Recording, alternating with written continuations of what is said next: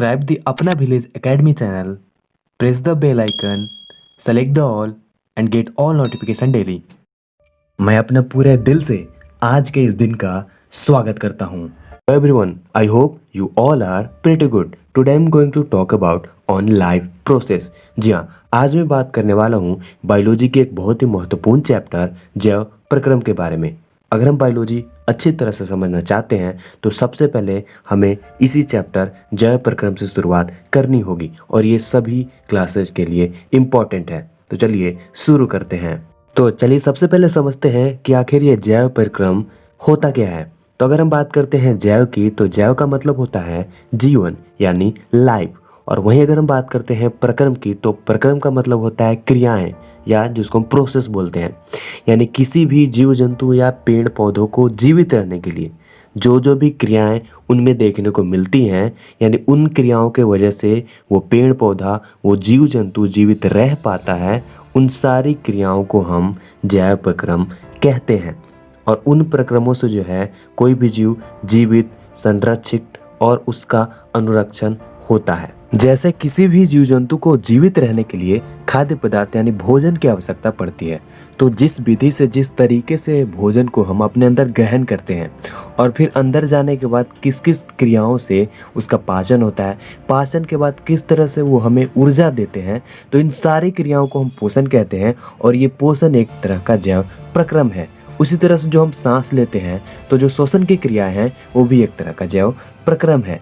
जैसे पेड़ पौधों में पानी या खाद्य पदार्थ जिस तरह से उनके पास पहुंचते हैं अलग अलग भागों में, तो जिसे हम परिवहन कहते हैं, परिवहन भी एक तरह का जैव प्रक्रम. तो ये तो था लाइफ प्रोसेस यानी जैव प्रक्रम के बारे में कि आखिर होता क्या है. अब चलिए बात करते हैं जैव प्रक्रम की पहली क्रिया न्यूट्रिशन के बारे में, पोषण के बारे में. तो जैसा कि आपको पता है कि किसी भी जीव जंतु या पेड़ पौधों को जीवित रहने के लिए या ऊर्जा प्राप्त करने के लिए भोजन की आवश्यकता पड़ती है. आपका यहाँ पर एक प्रश्न हो सकता है कि आखिर कैसे भोजन से हमें ऊर्जा मिलती है, आखिर भोजन के साथ क्या क्या क्रियाएं होती हैं, कैसे भोजन पचता है और पचने के बाद किस रूप में हमें उससे ऊर्जा मिलती है. तो आपका प्रश्न ही आपके उस उत्तर का जवाब है.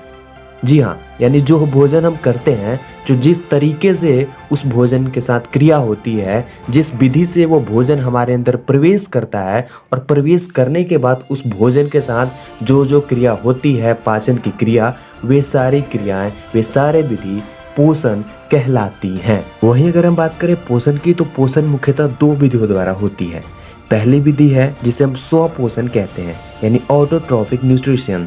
दूसरा है हमारा परपोषण जिसको हम बोलते हैं हेटेरोट्रॉफिक न्यूट्रिशन. यानी इन दो विधियों से पोषण हमें देखने को मिलता है. तो चलिए एक एक करके समझते हैं. सबसे पहले बात करते हैं स्वपोषण की, ऑटोट्रॉफिक की. तो स्व का मतलब होता है स्वयं यानी खुद और पोषण का मतलब पोषण यानी यहाँ पर स्वयं के द्वारा पोषण देखने को मिलता है. यानी यहाँ पर वैसे जीव देखने को मिलते हैं जो अपने भोजन के लिए किसी दूसरे जीव पर निर्भर नहीं रहते कि कोई दूसरा कोई हमें खाना बना के देगा, बल्कि वे अपना भोजन स्वयं बनाते हैं, स्वयं संश्लेषित करते हैं. तो ऐसे जीवों को बोलते हैं स्वपोषी और ऐसे प्रोसेस को बोलते हैं हम स्वपोषण. वही स्वपोषण के उदाहरण की बात करें तो इसका सबसे बड़ा उदाहरण है पेड़ पौधे. जी हाँ, पेड़ पौधे अपना भोजन स्वयं बनाते हैं, वो किसी दूसरे पर डिपेंड नहीं रहते. वे प्रकाश संश्लेषण क्रिया की मदद से अपना भोजन बनाते हैं और वो भोजन हमें भी मिलता है. जैसे हमें भोजन क्या मिलता है उनसे, तो ऑक्सीजन गैस मिलता है, फल मिलता है, फूल मिलता है. तो इस तरह से हम आगे विस्तार से प्रकाश संश्लेषण क्रिया के बारे में डिस्कस करेंगे. तो अगला देख लेते हैं. अगला जो है हमारा परपोषण यानी हेटेरोट्रॉपिक न्यूट्रिशन. यहाँ पर पर का मतलब दूसरा या पराया यानी दूसरों के द्वारा पोषण. सिंपल आप इसी से समझ सकते हो, दूसरों के द्वारा जिसमें पोषण देखने को मिलता है. यानी यहाँ पर आपको वैसे जीव मिलेंगे जो अपना भोजन स्वयं नहीं बनाते बल्कि दूसरों की सहायता से, दूसरों की हेल्प से वो भोजन करते हैं. जैसे हम मनुष्य पेड़ पौधों द्वारा भोजन ग्रहण करते हैं. अगर हमें दूध चाहिए, मीट चाहिए तो हम जीव जंतुओं पर निर्भर रहते हैं. यानी इस तरह के जीव जो अपने भोजन के लिए स्वयं पर निर्भर न रहकर दूसरों पर निर्भर रहते हैं, वैसे जीव को हम परपोषी और वैसे प्रोसेस को हम परपोषी. अगर हम बात करें परपोषण की तो परपोषण भी 3 प्रकार से देखने को हमें मिलता है. पहला है आपका मृतजीवी पोषण, दूसरा है परजीवी पोषण एवं तीसरा है आपका प्राणिसम पोषण. जी हाँ, पहला है सेप्रोहाइटिक न्यूट्रिशन, दूसरा है आपका पैरासिटिक न्यूट्रिशन और तीसरा है आपका होलोजोइक न्यूट्रिशन। पहला मृतजीवी पोषण यानी सेप्रोहाइटिक न्यूट्रिशन। तो मृतजीवी पोषण में हमें क्या देखने को मिलता है, तो यहाँ पर आप देख सकते हो मृत, मृत मीन्स होता है मरा, और जीवी मतलब होता है जीव, और पोषण का मतलब पोषण। यानी यहाँ पर हमें मृत जीवों से पोषण देखने को मिलता है। यानी यहाँ पर वैसे जीव जंतु होते हैं जो मरे हुए जीव जंतुओं से अपना भोजन प्राप्त करते हैं, उनके शरीर के सतह से भोजन प्राप्त करते हैं। तो वैसे जीव जो मरे हुए जीव जंतु से अपना भोजन प्राप्त करते हैं, उन जीवों को हम बोलते हैं मृतजीवी, और वैसे पोषण को बोलते हैं मृतजीवी पोषण। इसमें अगर हम उदाहरण की बात करें तो यहाँ पर आपको कवक, बैक्टीरिया तथा कुछ प्रोटोजोआ इस विधि से अपना पोषण प्राप्त करते हैं।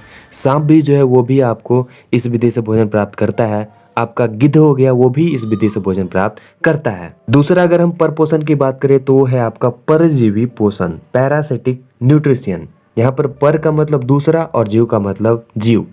तो यहाँ पर जो पोषण देखने को मिलता है वो दूसरे जीवों से मिलता है। और किस तरह से दूसरे जीवों से मिलता है, तो वे जीव या तो दूसरे जीव के शरीर के अंदर रहेंगे या उनके शरीर के त्वचा के ऊपर, सतह के ऊपर से अपना भोजन प्राप्त करेंगे, और वो शरीर के अंदर या बाहर रहकर उस जीव को नुकसान भी नहीं पहुंचाएंगे, बस वो अपना भोजन प्राप्त करेंगे। तो उस जीव को हम बोलते हैं क्या, पर।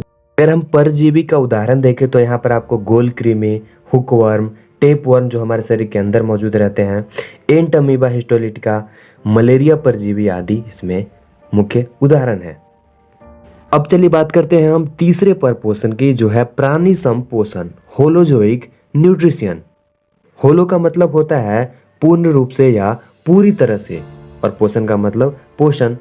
तो यहाँ पर जो जीव होते हैं इसमें अपना भोजन या तो ठोस रूप में या तरल रूप में अपने मुख के द्वारा, जैसे कोई भी जीव जंतु अपने मुंह द्वारा ही भोजन ग्रहण करता है, तो उस माध्यम से जो है भोजन को ग्रहण करते हैं। तो उस विधि को हम बोलते हैं प्राणी संपोषण। यानी यहाँ पर जो जीव जंतु है, जैसे हम हो गए, जो हम अपना भोजन करते हैं वो हम अपने मुख के द्वारा करते हैं, तो ये विधि आपके कहलाती है प्राणी संपोषण, जिसमें आपके मनुष्य एवं जीव जंतु आते हैं। अगर हम बात कर रहे हैं प्राणी संपोषण की, तो यहाँ पर जो पोषण होता है वो मुख्यतः 4 प्रक्रियाओं द्वारा पूर्ण होता है। सबसे पहले इसमें होता है अंतर्ग्रहण, यानी जिसको इंजेक्शन बोलते हैं। दूसरा होता है पाचन यानी डाइजेशन। तीसरा एब्जॉर्प्शन यानी अवशोषण, और चौथा एजेक्शन यानी बहिष्करण। यानी इन चारों प्रक्रियाओं द्वारा जो ये हमारा पोषण इसमें संपन्न होता है। सबसे पहले देखते हैं अंतर्ग्रहण को, इंजेक्शन को। तो यहाँ पर जो हम भोजन करते हैं, तो भोजन जिस माध्यम से, जैसे मुंह के माध्यम से अपने अंदर भोजन प्रवेश कराते हैं, ग्रहण करते हैं, तो माध्यम आपका अंतर्ग्रहण हो गया, जिसके द्वारा जंतु अपने भोजन को शरीर के अंदर पहुंचाता है। वो विधि आपका क्या कहलाता है, इंजेक्शन। दूसरा है आपका डाइजेशन, यानी यहाँ पर जो आप भोजन अपने अंदर प्रवेश कराएं, उसके बाद वो भोजन जो है छोटे छोटे टुकड़ों में घुलनशील पदार्थों द्वारा या ऊतकों द्वारा ग्रहण करने योग्य तोड़ दिया जाता है एंजाइमों के द्वारा, तो वो फिर कहलाता है आपका पाचन। तीसरा होता है अवशोषण, यानी जो पाचन हुआ उसके बाद, पाचन के बाद जो उससे एनर्जी हमें मिला, वो एनर्जी अब हमारे शरीर के अलग अलग भागों में पहुंचता है, वो अवशोषण हुआ। और चौथा बहिष्करण, यानी जो अपचा भोजन है, बिना काम का उसमें पदार्थ मौजूद है हमारे पेट के अंदर, हमारे शरीर के अंदर, उसका निष्कासन बाहर निकालना, वो कहलाता है आपका बहिष्करण। तो इन 4 प्रक्रियाओं द्वारा जो है वो प्राणी सम में पोषण। आगे हम इन सारी क्रियाओं को विस्तार से चर्चा करेंगे। यहाँ सिर्फ आपको इंट्रोडक्शन देना मेरा उद्देश्य था।